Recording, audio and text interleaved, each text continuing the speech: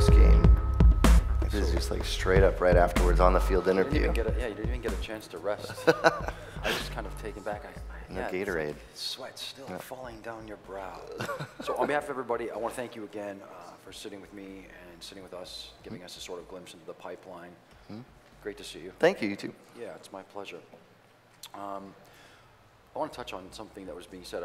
I remained quiet because I was sort of just taking it in. I think that the question was about 2D being viable and 3D, 2D versus 3D. I think that there's value in being able to represent a concept or an idea, taking something that is a narrative and making it pictographically sort of real. Whatever the tool is, I don't really think that that's very important at all. I think rather it's bringing something to life that isn't a script. Sure. So that's I think your job. That's my take on it. Yeah. So that's my 2 cents. Actually, I don't even have 2 cents. No, we did this last year and it was cool, but you know, the ZBrush booth is a big thing, and this is just so much cooler to make it only about ZBrush and make it, you get to see all the new features, and it's streamed online, and I can watch it at work, and you know, there's 2,000, 3,000 other people out there all watching and commenting and be like, oh, there's polymodeling, that's amazing. Like, it's so cool to like be able to communicate not just with the people in the room or wherever I'm at, but also with like everybody online. Cool. And it's just really cool to have so many people in conjunction. Like a lot of really cool, great artists were here. So you did tune in. You were tuned in through the whole thing, I guess. Yeah. Well, all of Friday. Saturday I was not, but yeah. Cool. And I think that's a special part, is that everybody was taking part in it in their own way. You know, it's like you didn't have to be here in person. So that right out of the gate too is really incredible. Thanks to everybody who tuned in from wherever they were watching. And could be, I'll find out this week where they were. Yeah. And I might be thoroughly shocked. So. Yeah. Talk about the experience of being a student at Gnomon and what that was like, since we're here on the grounds. Since we're here? Yeah, right. I mean, yeah, Gnomon is incredible. I mean, I went to another school.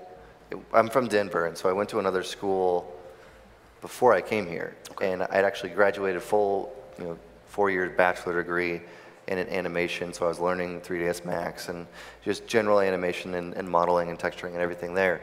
And thinking, leaving that school, like, I got this down, I'm gonna get a job. And there was like, first off, I wasn't good enough, and I wasn't prepared enough, just in general.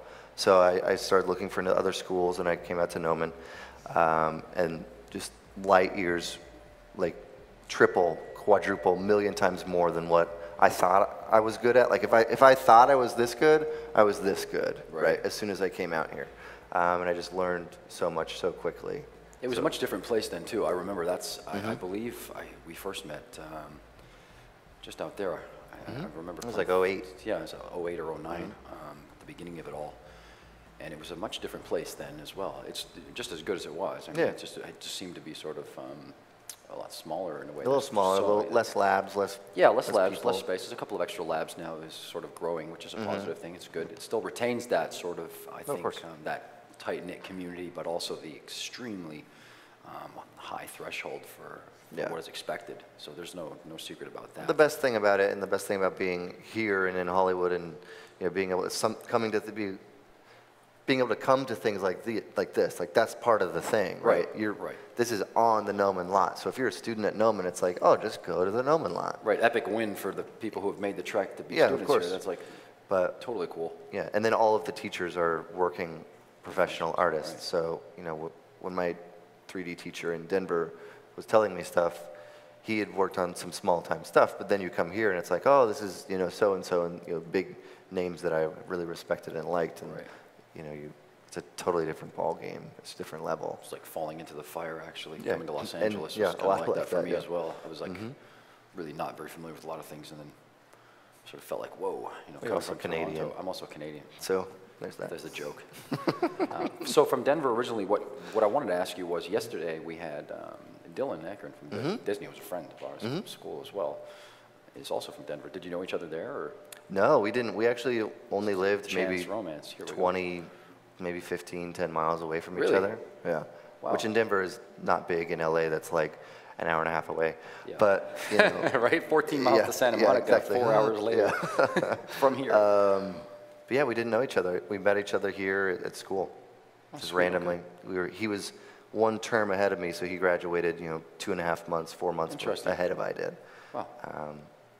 And that was pretty much I've always it. meant to Maybe ask 2 you terms. that. Yeah, I've always meant to ask you that. I don't know why I never have. Off of the record, yeah, now it's on the record. Hi. Yep. You, awesome. You started out at Legacy Effects. We also had a chance to sit with them, which is a, Yeah. studio. With Scott and John. Yeah, Scott and John. That was a great talk. Can you describe what that was like for you as a sort of young person coming and new to the industry and being thrown right away into the? I mean, that was an accomplishment in itself to be sort of really lucky taken with right that. out of school into that sort of environment is Definitely, very lucky. And also similar to going from like Denver to Noman, where Noman is much bigger than what I expected. And I learned a lot of things. Legacy was the same as just going from like CG to practical. Because, I started there in 2010, if that's not really how you say it, but in 2010, and that was like, they had just finished Iron Man 2 and stuff, and they had done Iron Man, and they had done all this stuff with 3D printing and rapid prototyping and doing statues and collectibles for movies, and as well as doing all their other things.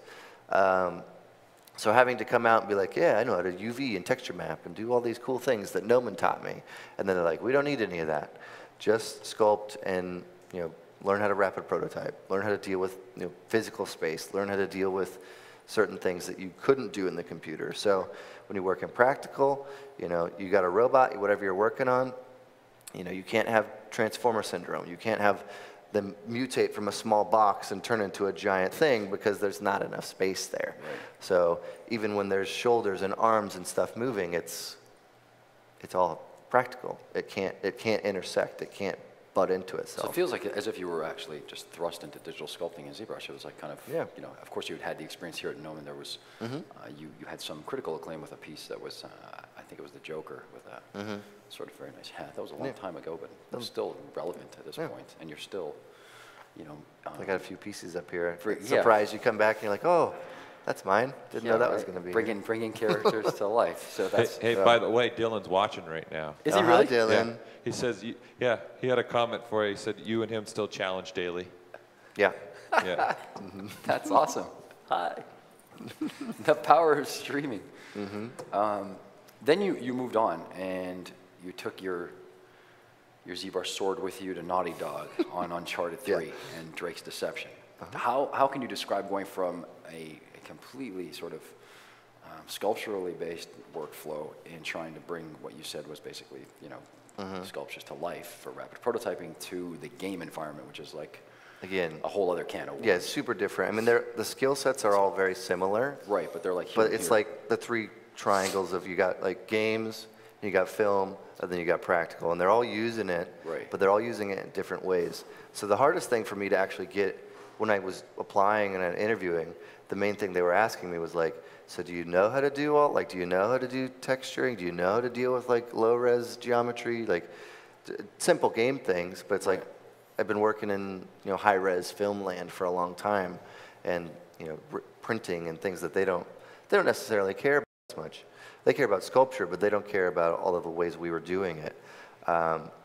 So first off, convincing them was difficult and took a long time. And then definitely ramping up to speed with different things. So going into Legacy, it was like, how do you use a 3D printer? What is 3D printing? What is a 3D printable object? How do I not accidentally spend $1,000 on something that's going to be really expensive? Because when you hit print, it's like, yeah, no, that's good. And then you just like cross your fingers and pray to God that that thing fits on the guy's head. You're printing a helmet and you're like, I hope this fits. Otherwise, that's like $1,000 in plastic. So yeah, you're eating lunch alone for a little while. I know while. that I have been working for 2 months, but please make this work, right? Whereas when you go into games, it's like, well, now you got to learn engines and LODs and all the things that come along with games. So it's just getting up to speed, ramping up to speed, learning, getting your feet in it, and just doing it as much as you can, and taking advice from people who are around you. And Naughty Dog is a great crew, so they're all really helpful and friendly, and it was just totally different. But fortunately, because there's that central skill set, as long as you can kind of do that, you can do all the other ones. Yeah. So you've navigated your way now into the Marvel ethos, and I think it's fair to say I wanted to ask you a little bit about Guardians, and I wanted to say you were doing Groot. How does that end up being made as decisions go? What do they say? They say, okay, you're going to do this, and so-and-so's going to do this. And is it like you go into, maybe a meeting happens, and you put your hand in a hat and pull out a character? Like, what's... No, it was I'm making like... fun. I'm not really, I'm not making fun, really. No, What no. I'm saying is I'm making light of it. Yeah, But it's like... not really how it happens. Like as far as how I got to do him, kind of? Yeah, like, I mean, Yeah. there's a sort of team of characters Yeah. that are going to appear in a film. Yeah, and it's like, subsequent it's not like, characters that and Right. throwing a dartboard. Yeah, it's not like that. It's, how does that, how does that for decision me, you know, my skill set translates towards specific characters. Okay. So, and the team we have, the VizDev team, they're all amazing illustrators, you know. I mean, they're really a who's who of illustrators. So you got like your Ryan Meinerdings and your Andy Parks and, you know, your Jackson Z's and your Anthony everybody there is really good, right? I could go down the list, but like everybody's really good.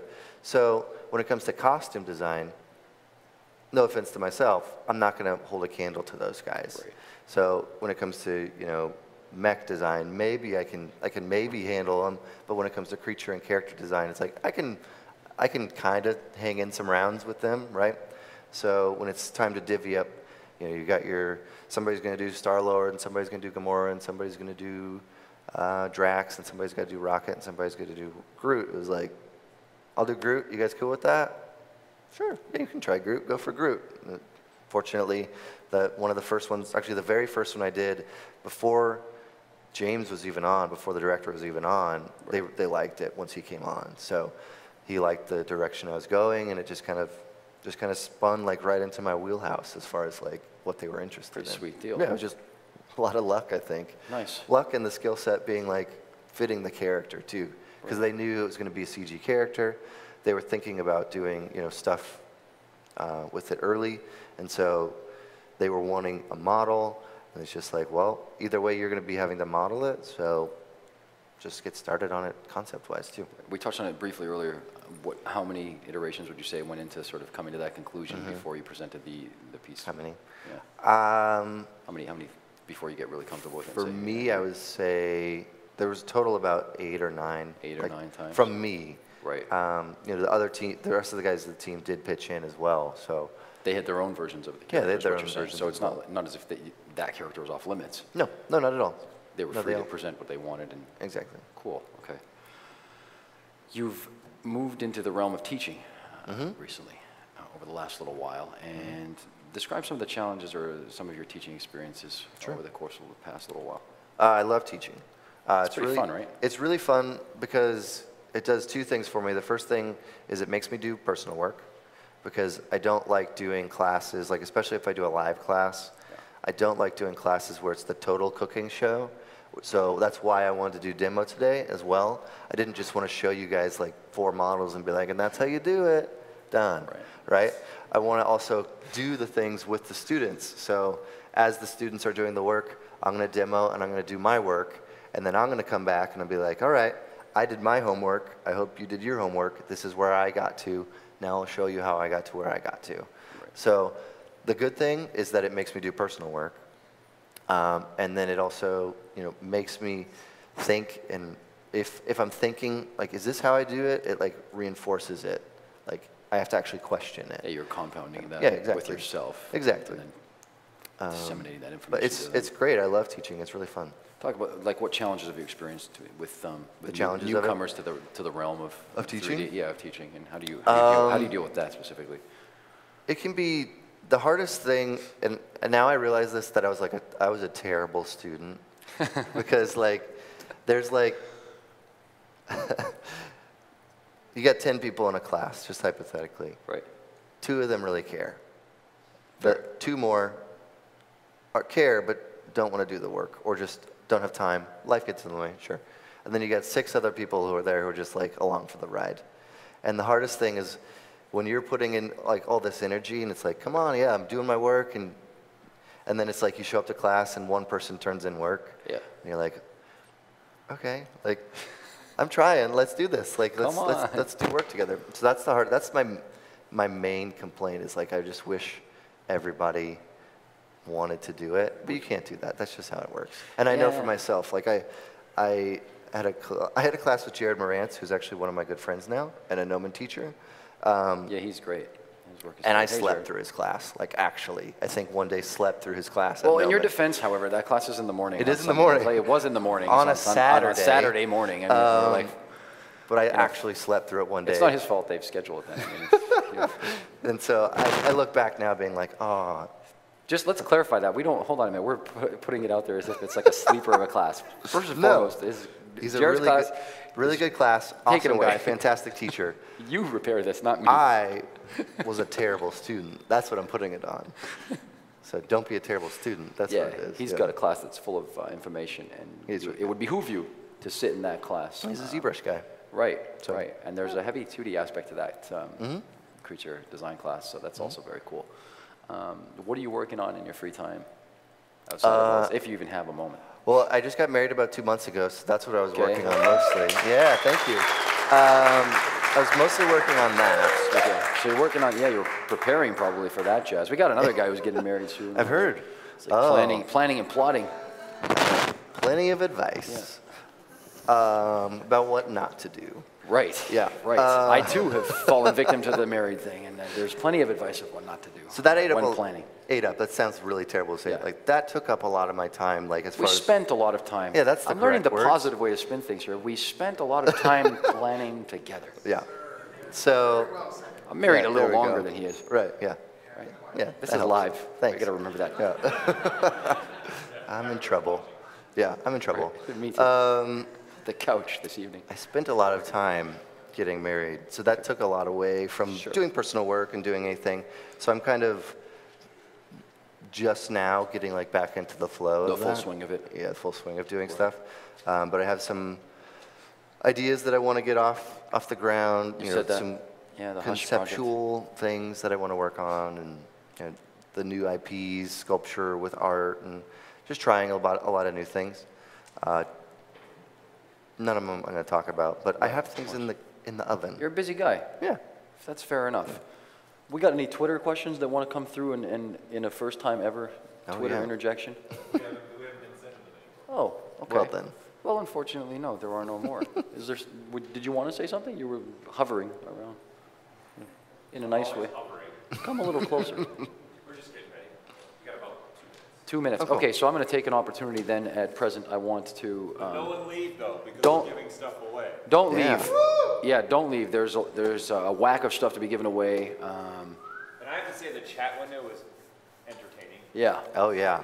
across 3 days at the first ever summit. It was I realized that I had an iPad finally today, and I said, wait a minute, I can go look at the chat right away. That's right. And I was just watching it all day. I'm like, pretty fun. I like this. Anyway, besides the point, So it's day 3. yeah, and give yourselves a round of applause if you've been here for Yeah. 3 days. Still tuning in live. Yeah. Still tuning in live. We're still as energetic as we were on the first day. The crowd is still as Yeah. energetic as they were on the first day. The art was fantastic, I think. And from somebody who doesn't work for you guys, well done. Like this is Thanks awesome a to lot. have. Appreciate so it. thank Yeah, you. Thank That's you. Well, really thank cool. you so Yeah, much of for course, sitting man. with me. You guys deserve it. I also thank you. Let's I wanna give thank- Pixologic a hand. Yeah.